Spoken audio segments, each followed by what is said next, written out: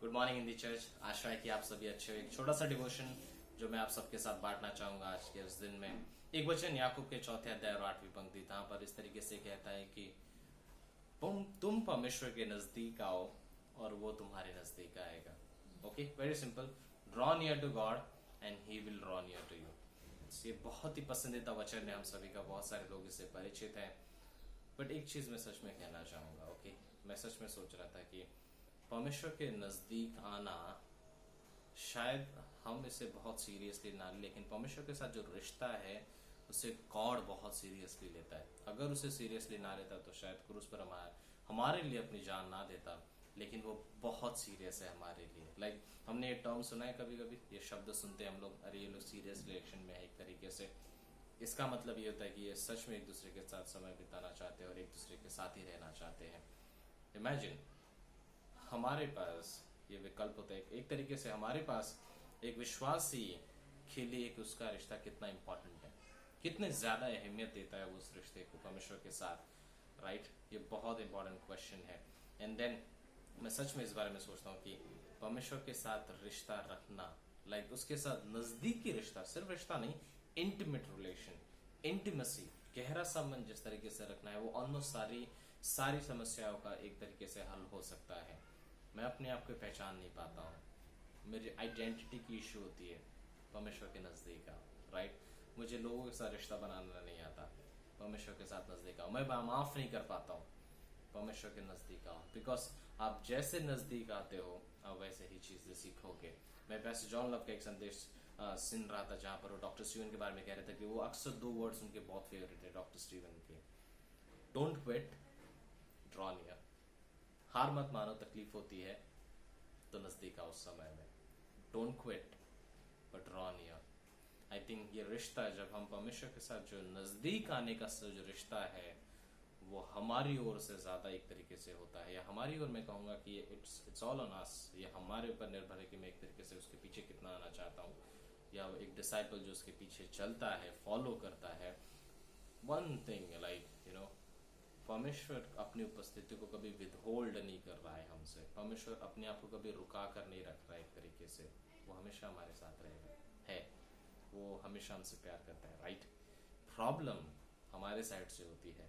If I से, अगर मैं ये कहता हूँ कि मैं उसकी उपस्थिति को महसूस नहीं कर पाता हूँ, या फिर मैं कहता हूँ कि उसने मुझसे बात नहीं किया, रॉन्ग क्वेश्चन। राइट, हम जानते हैं कि वो है उपस्थित, मैं शायद तैयार नहीं हूँ, मैं शायद वैसे नहीं हूँ जैसे मुझे होना चाहिए। So it's just a matter, like परमेश्वर के साथ रिश्ते में, मैं और परमेश्वर, ये दोनों के साथ जो रिश्ते में होता है, जो जो जो डिस्टेंस रहेगा, ये मेरा जीवन है जो डिस्टेंस रख रहा है। ये मेरा चुनाव है, मैं उसे कितने नजदीक आना चाहता हूँ। Right, A.W. टोजर ने एक पुस्तक लिखी थी, इसमें परस्यूइंग गॉड था, परमेश्वर के पीछे चलना। उसने इस तरीके से ये कहा कि इस धरती पर, या पूरे इतिहास में 2 पर्दे थे जिसे बहुत ज्यादा जिस 2 पर्दे थे जिसकी वजह से परमेश्वर के, एक पर्दा था जिसकी वजह से परमेश्वर मनुष्य के बीच में दरार थी। एक तरीके से यीशु मसीह का जब क्रूस पर उसकी मृत्यु हुई, जब उसने अपना बलिदान दिया, तो मंदिर का जो पर्दा था वो फट गया, ये दिखाते हुए कि अब हर कोई उसके उपस्थिति में आ सकता है। महापवित्र स्थान से लेकर जो नॉर्मल स्थान है, अब कोई भी महापवित्र स्थान में जा सकता है बिना किसी रुकावट के, कोई पर्दा नहीं है।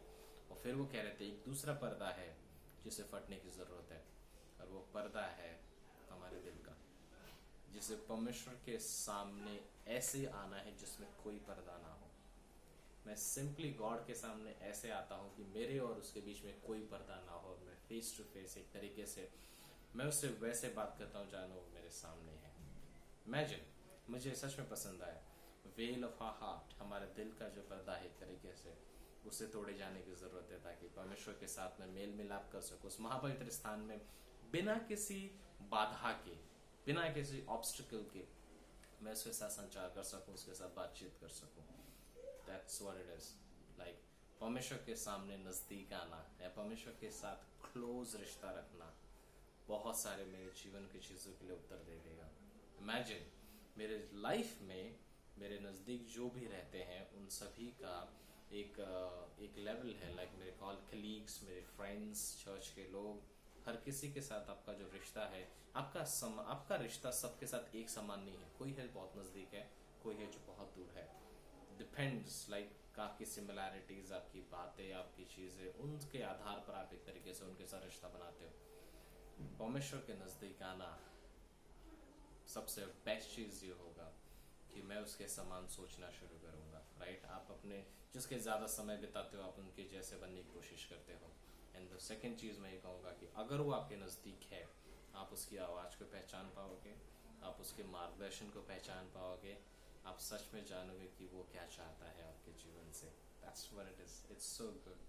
परमेश्वर बहुत अच्छा है, क्यों ना हम उसके नजदीक जाए, और ज्यादा नजदीक जाए। शायद कल थे, आज और थोड़ा कर ले, आज और थोड़ा जानने की कोशिश करें, और आने वाले दिनों में ये सच में कहे, God teach me to draw near, मुझे सिखाए कि मैं आपके नजदीक आऊँ। सबसे ज्यादा हमारे पास पवित्र आत्मा है, राइट। होली स्पिरिट है जो हमारी मदद करने के लिए हमेशा तत्पर है। सो यस, आइए इस दिन की जब शुरुआत करते हैं तब हम ये कहते हैं कि परमेश्वर, हम आपके साथ आगे बढ़ना चाहते हैं और आपके नजदीक आना चाहते हैं। मेक श्योर, लास्ट सेंटेंस जो मैं कहूंगा, make sure you are close with Jesus. ध्यान रखें कि आप यीशु के नजदीक है। ओके, प्रायोरिटी पर लिख के रखना, अर्जेंट अर्जेंट जरूरत, मुझे परमेश्वर के नजदीक रहना है। एंड गॉड आपको आशीष देगा और परमेश्वर अपने आप को प्रकट करेगा। Okay, so thank you.